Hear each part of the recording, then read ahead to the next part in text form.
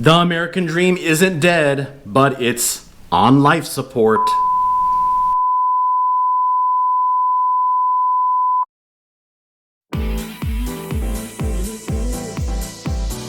Hello, my 300 now. Woo! 300 subscribers. Thank you so much. And for the non-subscribers, thank you so much for watching my latest video. Man, this Fed, they tanking the housing market. If you don't know me, right here, you're new. I am Ananti Oris, AD, a local Chicago eXp realtor.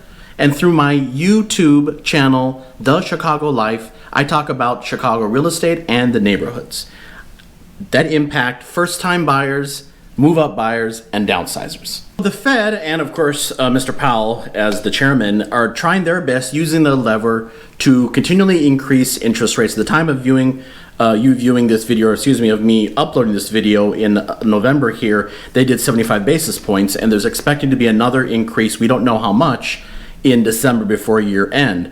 That's their one lever, increasing interest rates. They're hoping to rein in inflation, specifically as it pertains to this video, shelter, housing.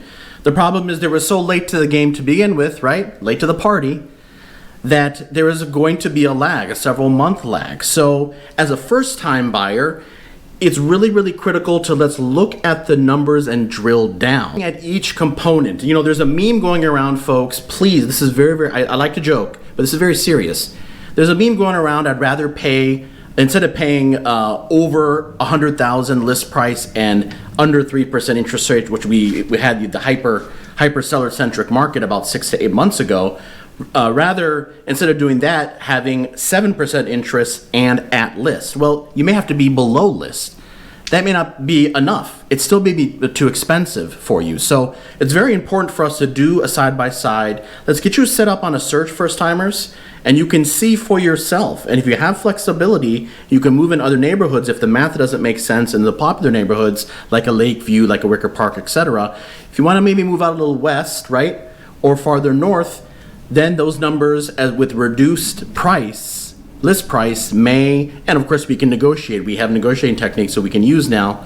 That may make more sense for you. But if it doesn't, I'm going to tell you something, and a lot of realtors are going to not going to use this word. Just no, stop, wait till next year. So many of us here in the community, in the realtor profession, we know that more inventory is needed, right? And I'll explain why that's very important in just a little bit. But Powell, again, in his infinite wisdom, right, is really focusing on the interest rates and not really doing anything to help with that housing market and reining in those escalating prices, which is part of the reason why we're in inflationary times. They're not really helping put more inventory on the market. And that inventory, as I mentioned, is very critical, right? Because we have reined in demand.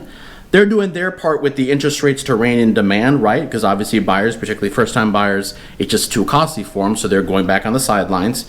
But the challenge here for my next group here, move-up buyers, right?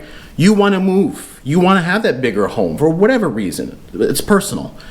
But the problem is you have a 3% interest rate. You have a 2.7 interest rate. You have even a 4% interest rate.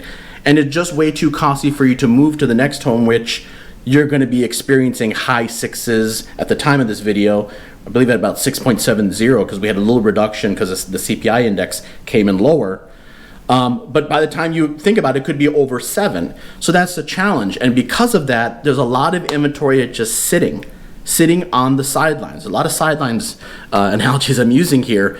And as a result of here, prices aren't decelerating, which we don't want them to decelerate if it makes sense. We want them to keep. We want appreciation. It's an asset, right? But that's one of the causes, right? That would probably keep the housing market more in check. And that's also why in Chicago, inventory are still historically low. So sellers, right now is that time before we don't know what's going to happen in the first quarter. Let us get your property on the market and then try to help you negotiate on the buy side because you have that interest rate impact and try to save you some money on the buy side. Okay, my downsizers, the retirees, the greatest generation. Your impact is, of course, a little bit different. Powell is impacting you here because, of course, the stock market is getting a hit, and a lot of your guys' portfolios are tied up in the stock market. So, of course, I'm not a financial advisor, but you'd probably want to reallocate your asset blend to something more conservative in this time. But you also have that nest egg that you've set aside. So of course, let's go out. Prices have gone down slightly, right? So let's go out. If you're looking in the Chicagoland area, I do know a lot of great active adult communities where it's maintenance free. You've got pool, you've got amenities, you can make a lot of great friends. I know I've got personal family members that are in active adult. So if that's something that you would consider, please reach out to me. But yours is more stock market focused versus actually interest rates. And even if you do have to get a loan, it's probably at this point, everyone is different, but I'd imagine it'd be a much smaller loan because you can probably put a big down payment with the nest egg that you have. Fourth group, but that I'm trying to introduce both on the buy and sell side a little bit more with my videos, are the investors. I'm really specifically focusing on the buy side investors. I've had a lot of people reach out to me asking, okay, is now an attractive time to invest in Chicago? And if you're getting multi-unit properties, right, you know, these folks, it's just the reality, right? Out of my control, if they're not gonna buy a home, they need to rent. So no one is advocating for, you know, doing any type of price gouging, but you can definitely make prices where you can make the numbers to make sense. And you can actually find fully rented properties where now those sellers, right, they're gonna have to get in line and get realistic really quick because the market, while there is no tanking or no crash, there is obviously longer market times and there's price reductions. We can bake in something to help with the interest rate because you may have to put more money down as an investor. And so sellers got if they want to sell their property, they have to be willing to negotiate. And so now, yes, you can get a great price, right? As long as the building is in good shape, you can get, I've seen 5 to 7 or even a higher cap rate plus cash flow. But cash flow, again, is really critical. The building has to be properly in good condition so you're cash flowing on day one. So reach out to me on that if you got questions. Tank. The Fed is tanking the housing market. It really sucks, pal. Come on, man, get with it. This has been the Fed is tanking the housing market. I am Anantiouros, AD, eXp Realty. You know, don't go anywhere. I got some videos here that I want you to watch. Go to my channel, go to my community tab. I got posts. You can go through there. You can look at some past videos. I've done some investor videos. As I mentioned, first-time buyers, move-up buyers, investors, and downsizers. 4 groups I focus on for you.